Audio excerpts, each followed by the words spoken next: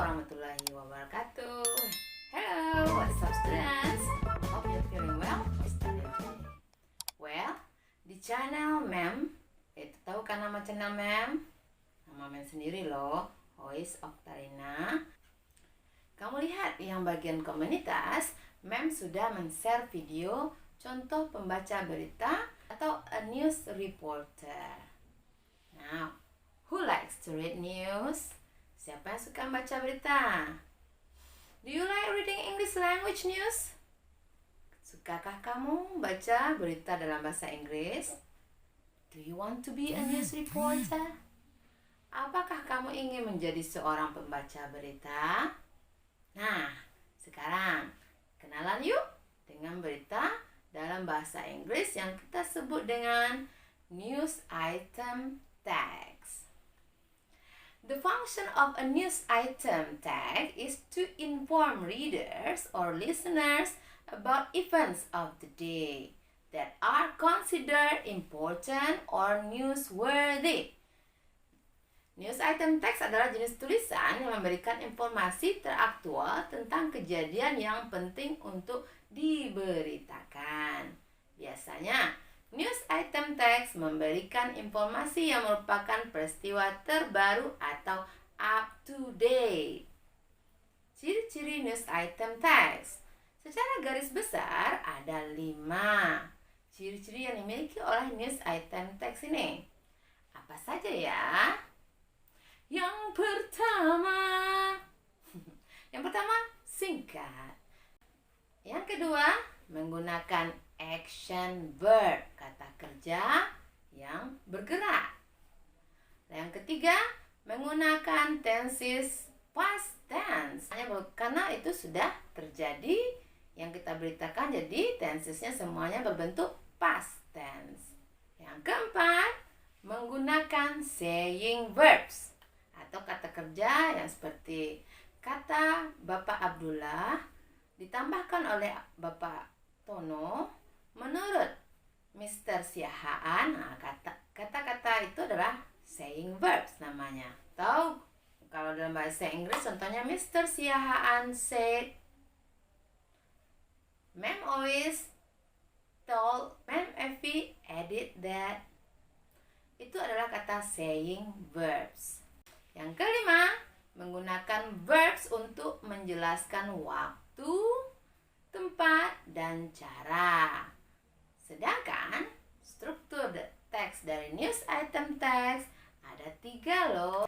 Ketiga struktur tersebut adalah yang pertama ada main event atau disebut dengan newsworthy event atau kejadian intinya.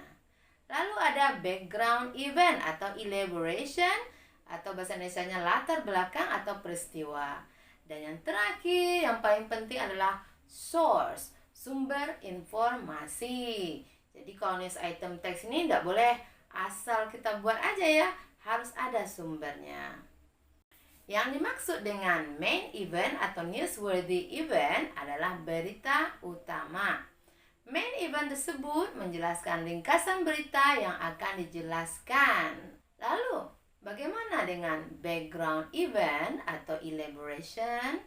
Background event atau elaboration menceritakan secara rinci latar belakang kejadian tersebut. Detail yang harus kamu cantumkan di bagian ini adalah pelaku, lokasi, waktu kejadian, pihak-pihak lain yang terlibat, dan latar belakang terjadinya kejadian tersebut. Well, dalam menulis news item text, kamu harus mencantumkan sumber juga loh. Dalam bahasa Inggris, sumber disebut dengan source. Source yang dimaksud di sini bisa merupakan pernyataan, komentar, atau pendapat dari pihak-pihak yang terkait dengan peristiwa tersebut. Contohnya ada kecelakaan, pihak yang terkait di situ siapa? Saksi mata yang melihat kejadian tersebut. Itu adalah sumber. Atau mungkin ada rekaman CCTV. Itu juga disebut sumber. How are news items written? Gimana sih penulisan news item text ini? They usually start with an eye-catching title atau kita sebut dengan the headline. Jadi harus dimulai dengan judul yang menarik ya, atau kita sebut dengan headline. The headline needs to be very interesting to attract readers' attention.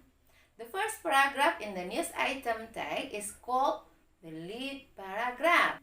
Jadi setelah ada headline atau judul tadi, paragraf berikutnya disebut dengan lead paragraph, which usually contains the details about who, where, what, and why.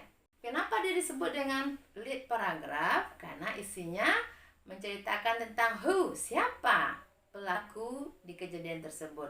Where, di mana tempatnya terjadi. What, apa kejadiannya. Dan why, kenapa kejadian itu terjadi. Yang who, where, what, dan why tadi, they summarize the events. Dirangkumnya lah kejadian tadi. Kan sudah ada itu sumbernya kan, sumbernya sudah ada, di mana tempatnya, kapan terjadinya, kenapa itu terjadi. Jadi itu sudah di-summarize kejadian tersebut. Terus, supporting paragraph, paragraf pendukungnya, elaborate the summary of the events in more details. Jadi paragraf pendukungnya akan merangkum semua kejadian tersebut lebih detail lagi. Jadi, mari kita lihat parts of the text dari text news item ini. Tadi Mem bilang, yang pertama itu pasti ada headline-nya atau judulnya. Terus ada summary of events yang berisi who, where, what, and why. Lalu ada quotes, kutipan ya. Any quote from authorities or people involved.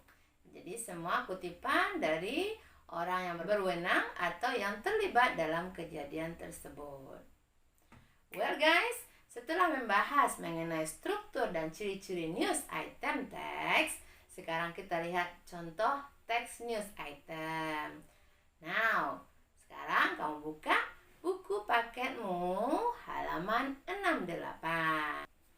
Sudahkah kamu buka nak buku paketmu?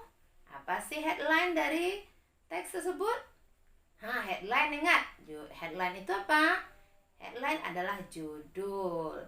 Dan headline itu harus eye-catching, harus menarik. Jadi apa headline-nya? That's right. Headline-nya adalah Tenants advised to obey regulation on apartment. Oke, di lead paragraph ada who, what, where, and why. Paragraf selanjutnya itu disebut dengan supporting paragraph. Ya, itu menceritakan secara detail tentang lead paragraph tadi. Kamu bisa baca sendiri ya nak ya. Oke, lanjut. Now, let's continue to the question below the text. Mari kita lanjutkan dengan pertanyaan yang ada di bawah teks.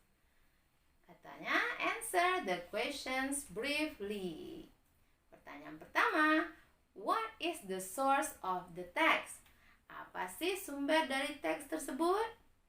Kita bisa lihat jawabannya di bagian terakhir dari teks tadi, yaitu kita bisa lihat siapa sih yang memberi kutipan di dalam teks tersebut. Itulah sumbernya. Siapa dia? Yaitu Bapak Fendi, Ibu Hindar. Terus teks tadi di mana sih didapatkan news item teksnya? Diadapted from the Jakarta Post. Atau sumbernya dari seorang jurnalis. Oke, next. What is the text about? Tentang apa sih teksnya? The text is about an advice that tenants must obey certain regulation when living in an apartment. Social function of the text is to inform readers about an advice by a building architect to tenants of apartments. Next, number 3. Which one is the headline? Yang mana sih headline-nya? Write it down, tuliskan. Ayo, masih ingat kan headline itu apa? That's right. Sudah jelas judul dari teks tadi itu adalah headline-nya. Kan dia eye-catching, yaitu tenants advised to obey regulation on apartment. Oke, untuk nomor 4 sampai 10 silakan kamu kerjakan di buku latihanmu ya. Ingat ya, no cheating. Nanti peserta muka memeriksa. Well students, gimana pembahasan materi news item teks tadi? Mudah-mudahan bisa dipahami dengan baik ya.